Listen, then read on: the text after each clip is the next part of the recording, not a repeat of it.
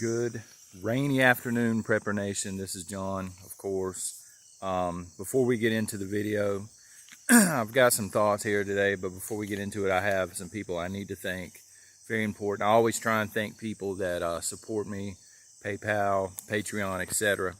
Want to give a shout out to the Patriots down in Southern California. I got that message yesterday. Of course, I'll shout you folks out. California is probably the bluest state in the United States, but there are some Patriots there, so we need to remember those folks. Special thanks to Shannon, Fulvio, and Sean for buying my coffee this week. I really appreciate those donations via PayPal. And I want to welcome my newest patrons, Peyton, Brenda, Steve, Wes, Misty, Jeanette, Brittany, Sass, and Van Reese. What a name. That's awesome, man. So welcome to Patreon. Starts at $1 a month. All these links are below, guys, but let me get into it anyway. Okay. Today's September the 10th, and real Americans understand how important tomorrow is, September 11th. You guys are going to get bombarded with posts tomorrow, and you should, about not forgetting September the 11th. Never forget. I had just gotten a job working armed security here locally, and it was just mass panic and bedlam. I can remember, it was like my first week there, and it was just, I don't know, for those of you who are too young to remember, September 11th, I legitimately thought, and a lot of us did, that it was the opening stages of World War III. We didn't really know what was going on at first. And of course, there's still different theories and conspiracies and things like that out there. But, so we may never really know all of the details of what happened on September 11th. But it's important to remember why it happened. It happened because we're Americans. It happened because we're the freest country in the world. And there are nations that hate us for that.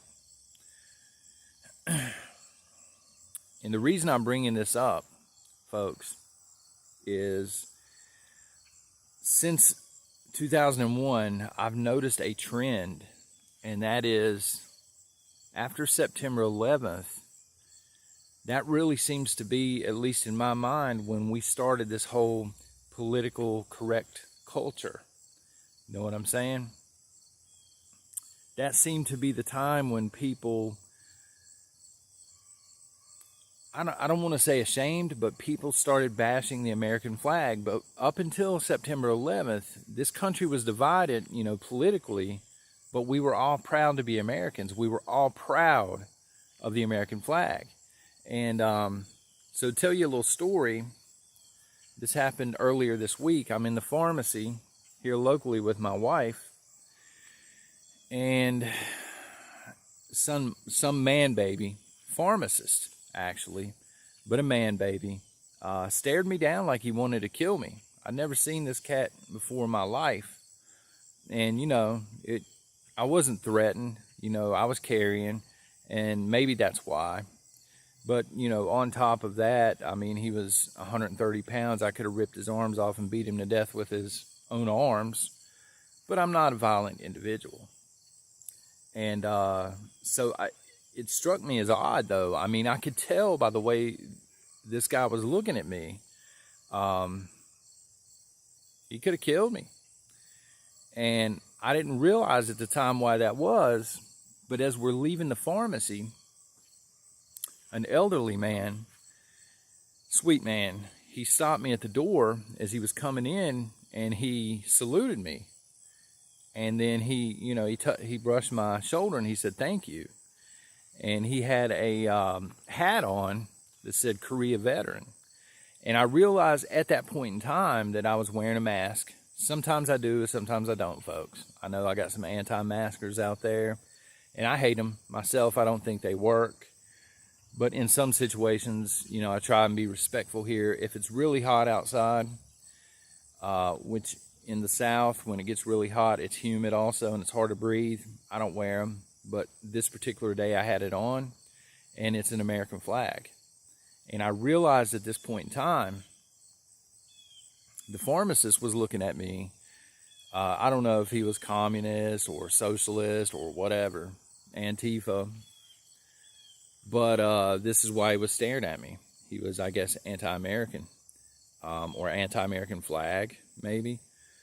And then, you know, the veteran, the reason I'm talking about this, folks, is it kind of pisses me off that we have these folks out here, young and old. I mean, we have veterans in their 20s, of course, all the way up to, you know, 80s, 90s, even 100,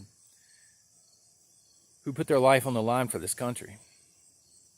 And I'm totally for the, you know, freedom of speech, even if you're anti-American. But it's kind of offensive, to be quite honest. I come from a military family. Like, literally everybody in my family except me, they were in the military. My mom, my dad, my grandfathers on both sides, my uncles, my brother, goes on down the line. I got married after high school, so it worked out. I'm still with the same lady, loving my life. But I understand what it means. You know, I see in my own family, people putting their lives on the line, putting their lives basically on hold so they can go defend this country. And I don't understand at what point exactly the American flag went from being a symbol of being proud to being an American to being offensive. I don't understand at what point society began telling us we're supposed to not offend people by wearing the American flag. And again, I mean, it kind of pisses me off that we have, especially these older veterans, man, you know, Vietnam and Korea and World War II, can you imagine what these folks went through, getting shot at? And I mean, just some of the worst conflicts, you know, and even today over in the Middle East, getting shot at every day, right? And doing it to try and keep this country free. And then when you come back home, you have all these, and I like coffee, but you have all of these 100-pound vanilla latte drinking man babies that find the flag offensive. And I just don't understand that train of thought, you know. If it's so offensive, why are you here? Right? Why are you here? If you think that the country can be better, don't be a pharmacist at Walgreens. You know, sign up for military service and go do it better if you think you can. You know what I'm saying? Because I suspect it's not as easy as you might think it is. I don't know. I mean, the flag to me is a symbol of freedom, and it's going to remain that way for me. I don't care if I'm the last person in the United States that is proud of the American flag. I'm still going to wear it. I'm still going to be proud of it. I'm not taking it off, you know. And again, I respect everybody's right to protest, even the national anthem and everything like that. People have the right not to wear the flag. They have the right not to stand for the national anthem, things of this nature. But don't look at me like you're going to kill me because I do have respect for the flag. You understand what I'm saying?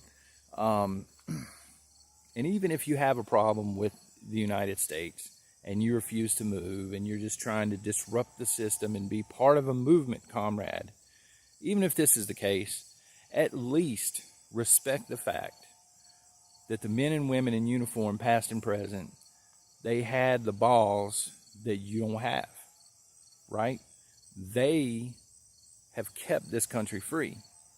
And we're constantly talking about threats, foreign and domestic, on this channel. I try to offer a lot of prepping tips, but also, you know, I want to inform people about what's going on, and I like to have those discussions as well. So I try and shoot them out here in the morning with the birds, right? And we have our problems as a nation. There's no doubt about that. But at the end of the day, I'm not really worried about the UN. I'm not really worried about the Chinese. I think they're both huge threats to the country. But I think especially with the Chinese, I think that they understand, and if they don't, they better learn very fast that if they come over here and they try to invade our country, divided or not, the people in China will be speaking English 10 years later, because we're just not going to fall to the Chinese. And to the globalists out here who, masturbate over this idea of globalism and plan to use the EU and the United Nations as their junkyard dogs, it's not going to work. People in this country are too free, and I think we've reached the point that we're just not going to take anymore. We're just not going to be told what to do anymore. We're done, I think. I think people are wearing this mask until the election. And I think after the election, you're going to see people just refusing to do it outright.